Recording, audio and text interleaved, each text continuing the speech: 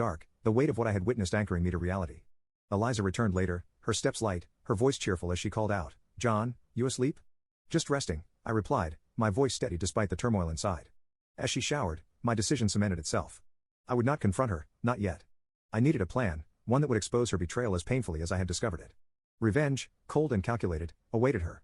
This deceit would not go unanswered. I would dismantle the life she knew, piece by piece. But first, I needed proof. Tonight was just the beginning. The morning after the office event, the air in our home thickened with unspoken tension. Eliza, oblivious to my newfound knowledge, chirped about the success of last night's gathering. I nodded along, my mind racing through a myriad of scenarios on how to confront her. "I really think people enjoy themselves," she said, pouring coffee into her mug. "Don't you think?" "Yeah, it seemed lively," I replied, the words tasting like ash in my mouth. She kissed my cheek, a routine peck, but it burned with the lie of her infidelity. As she left for work, her cheerful goodbye echoed mockingly in the foyer. Once the door clicked shut, I sprang into action. I started with her laptop, an item she guarded fiercely but left home during her rush this morning. It required her password, which she believed I didn't know, but over the years I'd learned more than she thought. The desktop greeted me with its clutter of files and documents, but I was interested in only one thing: her emails. Combing through her inbox, I found nothing outright incriminating until I hit on a series of emails tucked away in a poorly named folder. They were exchanges between her and the man from last night, Mark. Each email was a blend of casual work banter and an undercurrent of something more personal, more intimate. It was clear there was something between them, but these wouldn't be enough. I needed undeniable proof. Placing her laptop back exactly as I found it, I considered my next move: surveillance. If words weren't enough, then images would have to do. I bought a couple of discreet, high-quality cameras, installing one in our living room and another in her home office, the places where she spent most of her time on calls. For days, I watched and waited, the normalcy of our daily lives playing out with a surreal quality, each of Eliza's touches and smiles tainted by the secret I now carried. Meanwhile, the cameras fed live footage to my laptop, a silent witness to our unraveling marriage. Then it happened. One afternoon, I watched through the camera feed as Mark entered our home. Eliza welcomed him with a hug that lasted too long to be just friendly. They retreated to her office, not knowing that every word, every touch, was being recorded.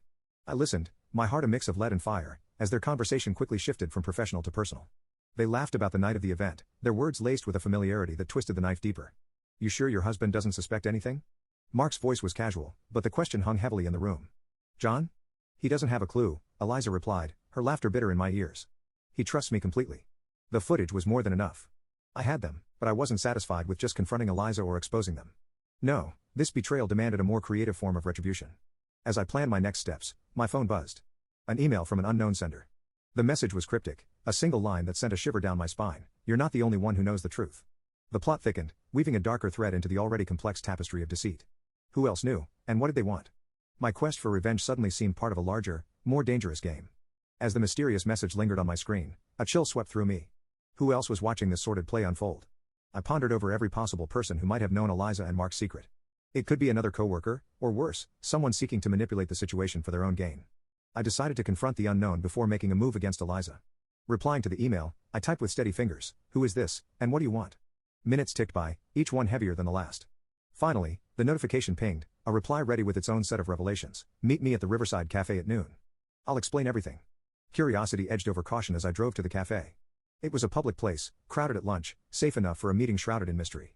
I spotted a man alone at a table near the river, his face obscured by a newspaper. "Are you the one?" I asked, approaching cautiously. He lowered the paper, revealing sharp, assessing eyes. "John, right? I'm Alex. I worked with your wife and Mark. I think we can help each other." "How?" My voice was skeptical, edged with the strain of recent days. Alex's glance was conspiratorial. "I was wronged by Mark, much like you. He's cunning, a manipulator who climbs the corporate ladder by any means. I want him gone from the company, but I need solid proof of his indiscretions to take to HR. I weighed his words against my tumultuous thoughts. "And you think I have that proof?" "You do now." His smile was thin, knowing. "But what do you plan to do about Eliza?" Retribution for Eliza's betrayal still burned bright, but with Alex's involvement, a new path opened, one that could professionally and personally ruin both her and Mark. "I want to make sure they both lose everything, their jobs, their reputations, everything they value." Alex nodded, his plan unfolding with precision. "Use the footage you have to threaten Mark. Make him choose between coming clean to HR about his relationship with Eliza, or facing the leak of his indiscretions to the entire company. As for Eliza, let her know you're aware, but don't show your hand just yet. She'll make a mistake. They always do." The cafe buzzed around us, but our table was a quiet vortex of plotting revenge. "I'll need your assurance that you'll go through with your part," I stated, not ready to fully trust yet. "You'll have it," Alex assured. "Once they're both out, I'll have the leverage I need to repair the damage Mark did to my career." We parted with a plan firmly in place. At home, I prepared the confrontation with Mark. I called him, voice calm, demeanor cold. "We need to talk. Meet me at my house tomorrow evening." It's in your best interest to come alone. Mark's agreement was reluctant, tinged with unease. That night, I lay in bed next to Eliza, the woman I once loved, now a stranger filled with secrets. My heart was a battleground between hurt and hardened resolve. The next evening, as Mark stepped into the living room, his usual confidence was undercut by the seriousness of